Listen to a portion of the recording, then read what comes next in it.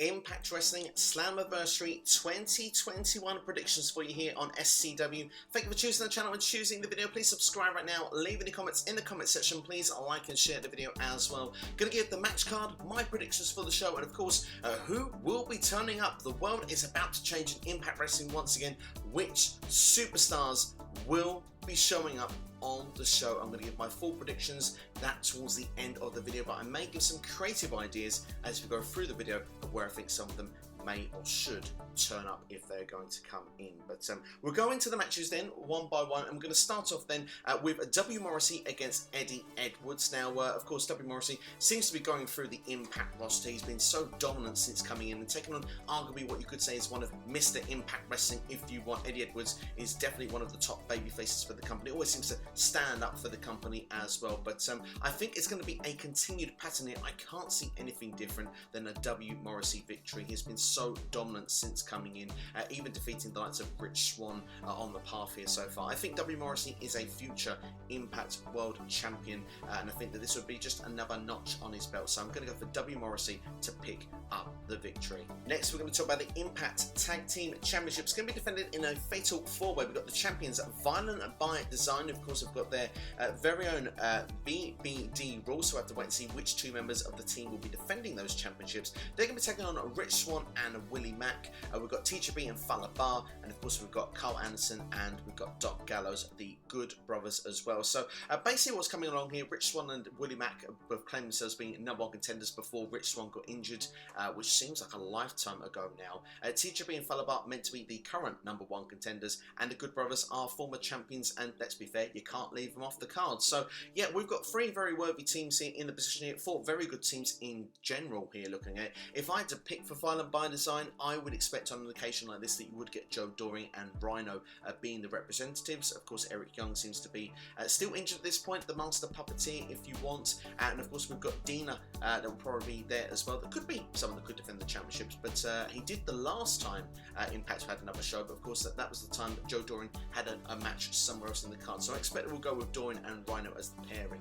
I do feel that this is probably a good place of where the championships could change hands, because this is kind of almost like a refresh, a restart for the company at this point. So I could imagine perhaps Rich Swann and Willie Mack winning the championships. That would be my prediction if I had to guess, because then you've got kind of like fresh matchups in the division. You could go with Rich Swann and Willie Mack taking on Violent by Design in the program. You've got the Good Brothers. It just would freshen things up, and I think it's needed for a babyface tag team to hold those championships at this stage. So for me, I will go for Rich Swann and Willie Mack. But what I would say is I wouldn't be surprised if Violent by Design were to win here if they were to get a new member of the group. In fact, this would be a great place to bring someone in to actually represent them immediately as the champions. And I've always said that I think if someone was to come in who was out of contract, would be Alexander Wolf. I think he would be a great fit for Impact Wrestling. I think he would be a great fit as well for Violent by Design. And of course, he's worked with Eric Young previously in Sanity, a part of NXT, and of course with SmackDown and Raw in WWE. So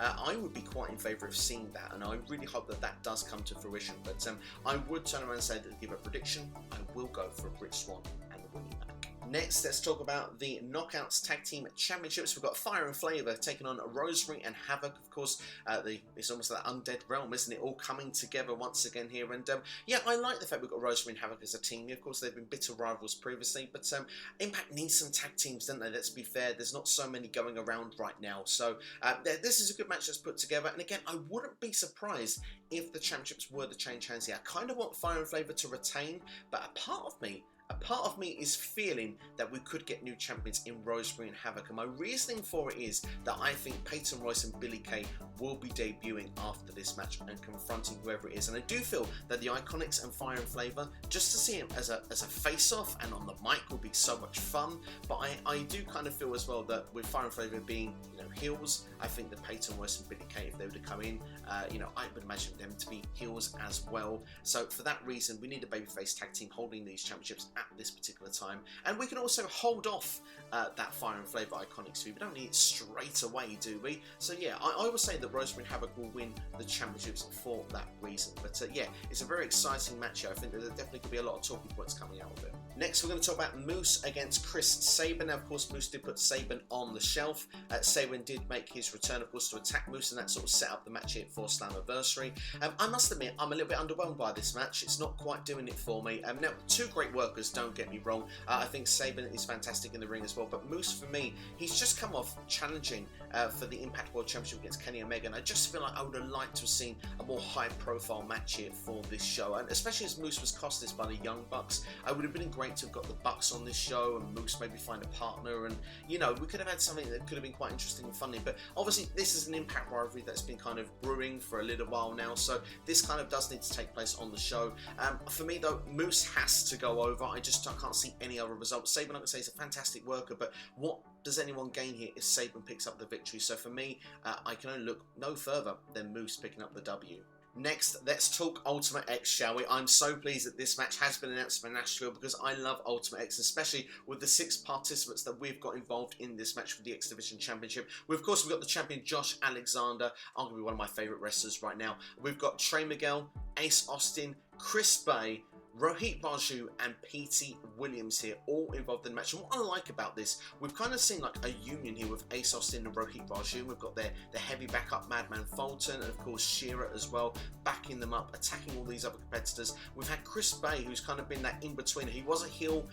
Did he want to sort of join the good guys that were getting the beatdowns? Trey Miguel, Josh Alexander, Petey Williams. In the end, he decided he would be on the good guys here. He wasn't going to be, taken out, because ultimately, if he joined Ace Austin and Rohit, it was quite clear that they would turn on him in the match. So he's done the intelligent thing here, and he's actually evened up the odds. So I kind of like the direction of how this match has been put together and what will happen during it, because I imagine we will get some outside interference. We will get some form of shenanigans involved here, I can imagine. But we'll get Fulton, we'll get Shearer out of the match, and we can have 6 arguably of the best performers in the company in this fun gimmick match. I mean, let's be fair, the X Division has been on fire in 2021, and I can't wait to see this match. My feelings coming out then for a result, I have a feeling that Josh Alexander is going to be pushed further up the card. I think a big push is on his way, and he has said that he is the champion of the company, because for Impact Wrestling, he is, the one that's holding it, where Kenny Omega is an AEW guy holding the World Championship. So Josh Alexander sees himself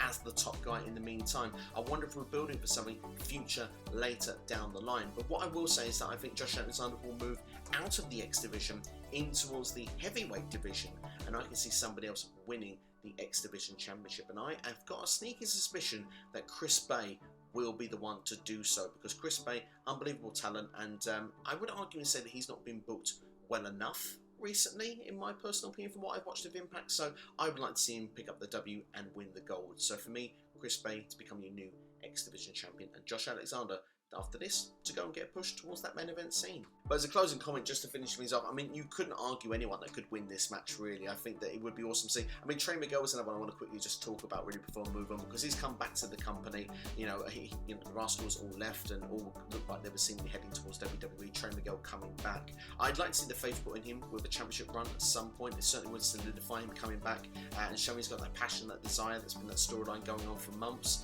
You could also say with Ace Austin, but he's been there and done it previously. Same with Rohit Raju. Petey Williams is the legend, one with experience. So yeah, I'm going to stick with Chris Bay, but I think as it's Slammiversary and as it's 6 competitors and anything can happen, I'll take a backup option, and I think Trey Miguel will be the backup. Next, we'll talk about that Knockouts Championship, Deonna Purrazzo, and of course, if you haven't seen it already, it's available on the channel for you right now, but you probably want to stick around for this first and see the remainder of this video. But 10 potential mystery opponents that could be taking on Deonna Purrazzo at Slammiversary. That's of course on the channel right now, but of course, I'm going to give you now who I think the one will be, and yeah, I mean, the thing is, it's been kind of almost teased that the world is going to change for Deonna Purrazzo. She doesn't need to know who her opponent is going to be. She can just turn up and she can just prove she's one of the greatest knockouts, if not the greatest knockout of all time, and the greatest knockouts champion. So for me, I feel like we need someone that's been here and done it before. And of course, the show is in Nashville.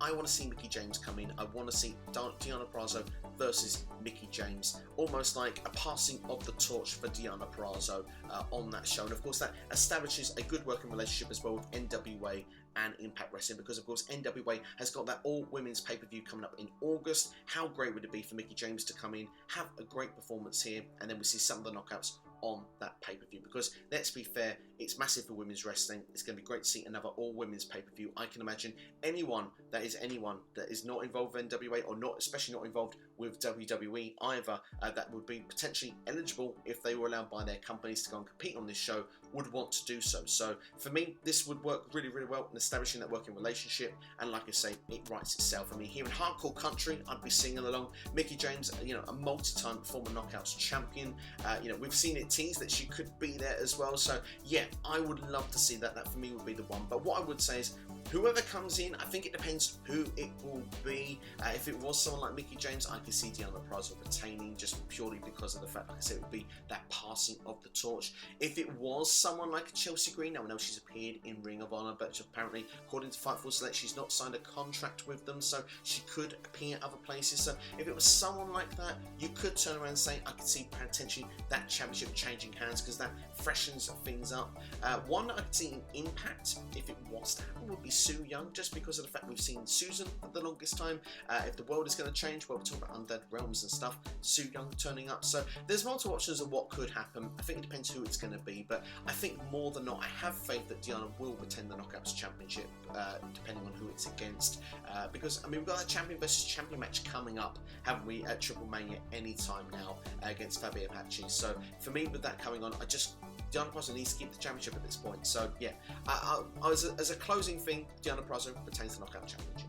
Last match advertised currently at the time of recording on the card, and what will undoubtedly be the main event of the show, the Impact World Championship. Kenny Omega, the belt collector, taking on Sami Callihan. Now for me, I'm loving what they're doing with Sami. Almost kind of got that rebel babyface thing going on, like if you want your Steve Austins of yesterday's, your CM Punks. We've kind of got that vibe going through Sami Callihan right now, and what a perfect time to solidify and make Sami that top guy in Impact once again. If he could be the one on Slammiversary to bring back the Impact Championship, that would be such a big deal, and I think it would be awesome. I think it would be, I don't know, it just, for me, it would give so much momentum to Sami Callihan to carry the company going forward. Now, I don't know how long this Forbidden Door thing is going to go on for with Kenny Omega, I must admit, but at this point, I have to be honest, I can't look past Kenny Omega retaining the championship. It just, I feel like when I look at these two together in the ring, it's going to be an awesome match. I know that they're going to get us to want Sami to do it,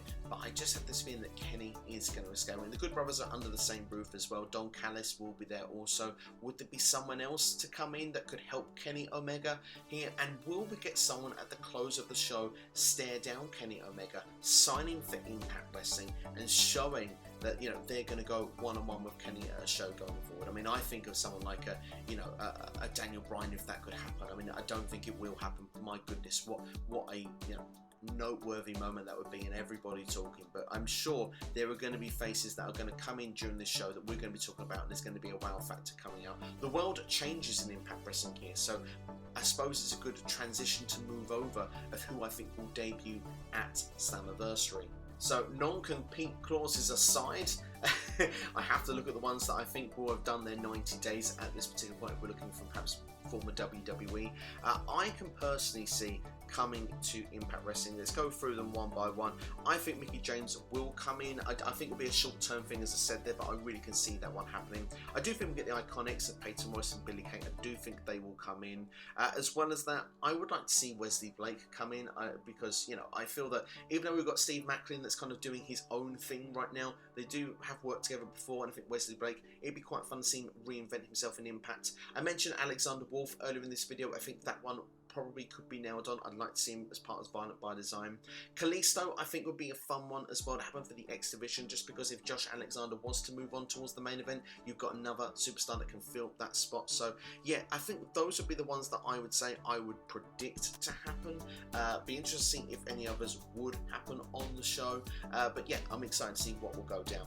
As for potential added on matches, because I mean, Impact does usually like to have 9 matches added onto their card, so I expect 1 or 2 more could be added onto TV this week. We have seen the likes of Rachel Ellering and Jordan Grace feuding with Tenille Dashwood. It would be quite interesting if Tenille could have a mystery partner going into the pay-per-view as a tag team environment, because Caleb with a K, let's be fair, you know, he's going to get pinned if he gets involved in this. So it'd be interesting to see if Tenille could finally find that Knockouts tag team partner to debut at Slammiversary. That'd be a pretty cool moment. So I hope that is done as a booking strategy going forward. If it was to happen, then I would predict that Tenille and that mystery person would get the victory, as that person would be debuting. One I could see sort of going down as well. We've seen kind of Matt Cardona and Jake Something having a bit of a rivalry going on with Brian Myers and Sam Beal, so that could be a potential thing that could happen as well. And if that was to happen, I would go with the baby faces of Matt Cardona and Jake Something to pick up the victory if that was to go down. But that's it anyway. If there is any late edition matches that have not been talked about on this video, then I will obviously do another video here on the channel. So it's a good idea to like the video, subscribe to the channel, hit the bell for all notifications so you know each and every time a video is released. If you like WWE as well, then check out Money in the Bank. Those predictions will be dropping on the channel this week as well. And like I say, I've got other Impact videos that are on the channel right now, which released WWE Superstars will return at Slammiversary, and 15 Superstars that Impact Wrestling needs to sign. Go and check those videos out right now, along with, of course, the full video of 10 potential mystery opponents that could be taking on Deonna Purrazzo for the Knockouts Championship at Slammiversary this weekend. You can see every wild, crazy fantasy booking idea that I've got in my mind right now that I think could potentially happen. It'd be quite fun to see and know your thoughts on that video as well. But that's all from me. Thank you for watching. Look forward to interacting with your predictions in the comments below. Take care. Watch one of these videos on the screen for you right now. All the best. Have a great day. You've been watching SCW here on YouTube. Enjoy Slammiversary.